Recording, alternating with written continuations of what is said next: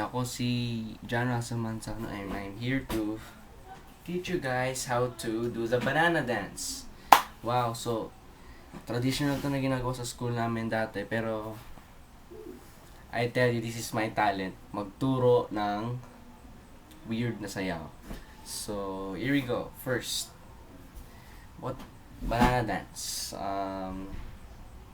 Una, ito yung kamay.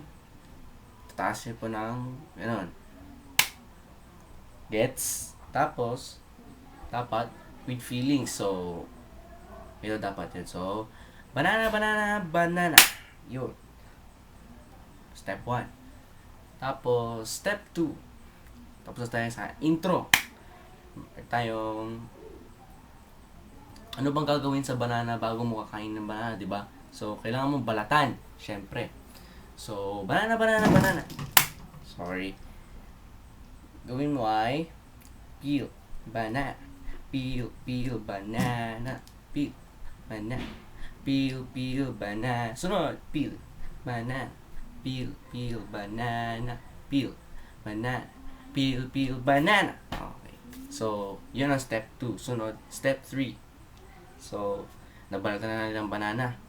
Kailangan natin putulin. So, itong kamay, pwede left, pwede right, doesn't matter. So, to chop, banana, chop, chop, banana, chop, banana, chop, chop, banana. Okay, so yun na yun. So, ano na ba tayo? So, step 4. Final. Ano ba gagawin para sa banana? Siyempre, kailangan natin siya i-shake para gawing juice. Ewan ko basta. Ewan ko sino yung invento nito. Anyway, so sunod ay shake, banana, shake, shake, banana, shake, banana, shake, shake, banana. Yun. So, yun yung gist ng sayaw ng banana dance. So, kung